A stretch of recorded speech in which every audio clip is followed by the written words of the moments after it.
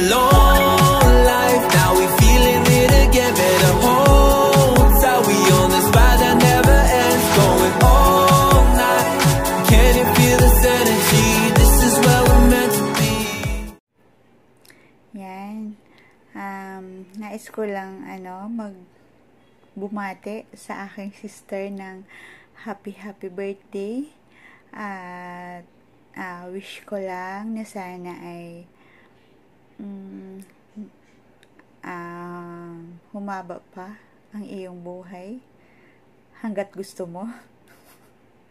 At wish ko lang na sana lagi kang good health. At alam ko na may napagdaanan kayo ngayon. At alam ko naman na makakaya nyo yan. Tiwala lang. At ngayon ay sinulo ko muna. Pasensya na sa mga katribo natin dahil hindi ako humingi ng mga pagbati sa inyo para sa ating sister na si Mirabela. At gusto ko munang suluhin ngayon. Gusto ko suluhin ngayon yung pagbati sa kanya. Tsaka wala din akong time tsaka mag-edit ng inyong mga bati. So hindi na lang ako nang hingi. At yung pasensya ka na talaga, sister, dahil limot ko talaga kung kailan yung exact date ng iyong birthday. Talagang inaamin ko na nalimutan ko. Pagpasensya mo na talaga. Inaamin ko naman talaga na nalimutan ko yung exact date ng iyong birthday. So, naisip ko na lang na bago magkatapusan at mag-birthday ko. Basta October. At yun nga, happy birthday ulit sa'yo. At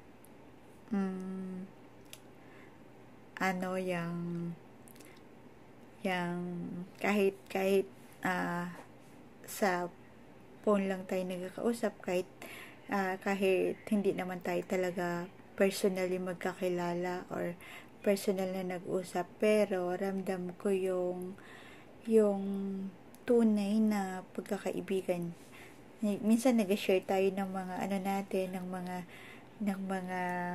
mga content, tapos sabi, uy, ganyan, mag-ano ka ng ganyan, sister, ganyan, or nasabi mo sa akin na, ay, dagdagan mo ng ganyan, tsaka yung pagtulong mo sa akin sa pag-i-edit, sobra talagang laki ng naitulong mo sa akin sa pag-i-edit, at sobrang nagpapasalamat talaga ako dun sa iyo. Talagang tiyaga ka sa pagturo sa akin sa pag-i-edit. Mapaganda lang yung pag-edit. Kahit minsan ay sablay-sablay din ako sa pagtatype. Hindi ko na napapansin. At yun nga, sister, happy birthday ulit. Yun lang.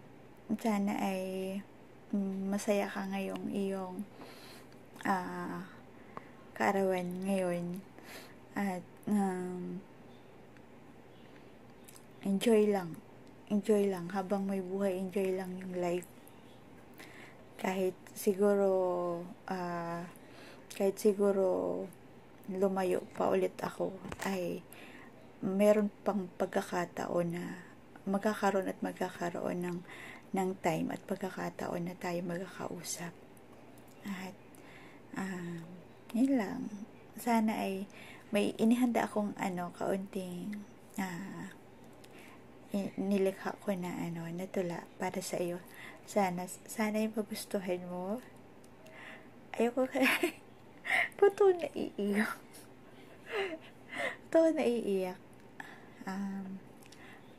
Napaka-emotional ako ngayon Parang ang baba ng tayo ng luha ko ngayon Ewan ko kung bakit. Wala mo ako bang nasabi. Parang lang. At parang gusto ko lang damdamin yung inasabi ko sa iyo. Wala talaga dito yan sa aking puso. Yun lang. alam ko na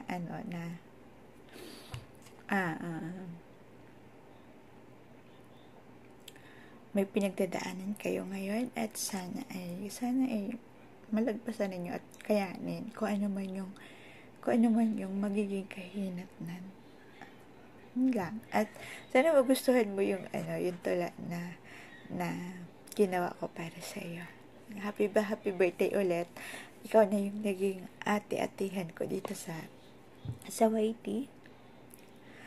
Kahit na maraming dumating na mga kaibigan, dumating, umalis, kayo yung nanatili. Hindi lang ikaw, kayo yung nanatili sa loob ng panahon ko dito sa YT. Kayo yung nanatili sa akin. Yun lang. Happy birthday ulit. Ito na yung hinanda kong tula para sa'yo. Sana magustuhan mo. Sa araw na ito, panibagong taon, panibagong yugto. Pagpasensyahan mo na ako dahil talagang di ko maalaala ang eksaktong petsa ng iyong kaarawan. Pero ganun pa man, di ko makakalimutan kung anong buwan. Pagpasensyahan mo na lang ako, kaibigan. Sa aking puso at isipan, ang mahalaga ay di kita nakakalimutan. Sana magustuhan mo ang aking maikling akda.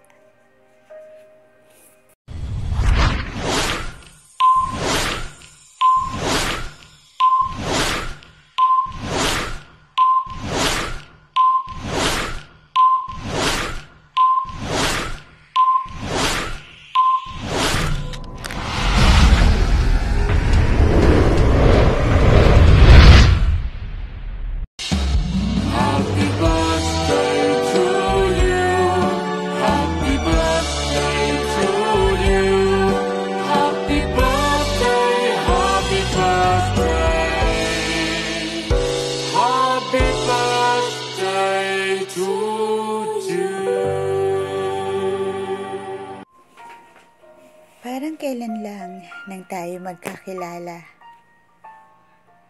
Mahigit 1 taon na rin pala ang nakalipas. May isang Mirabela akong nakilala. Magikera ang unang bansag ko sa kanya.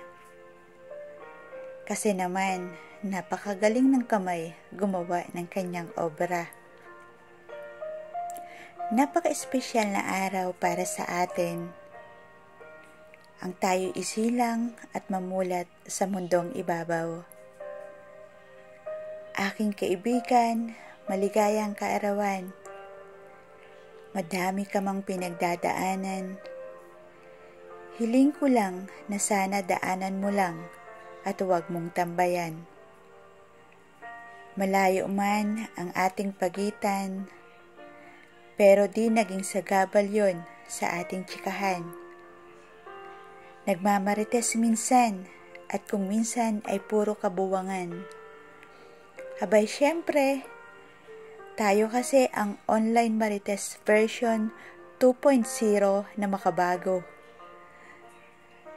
Tulad ng panalangin ko, panalangin din ng iba sa kaarawan mo. Kung ano man ang panalangin mo, copy-paste na lang namin. Para si God ay di malito. Mga bes, 1 call away lang yan. Tiyak na iyong maaasahan. Pero wag nyo lang imi-message ng kumusta. Dahil talagang allergic na yan. Sana'y nagustuhan mo, sister, ang aking akda. Wala kasi akong material na maiibigay sa iyong kaarawan. Ito lang ang tangi kong naisip na kailanman ay pwede mong balik-balikan.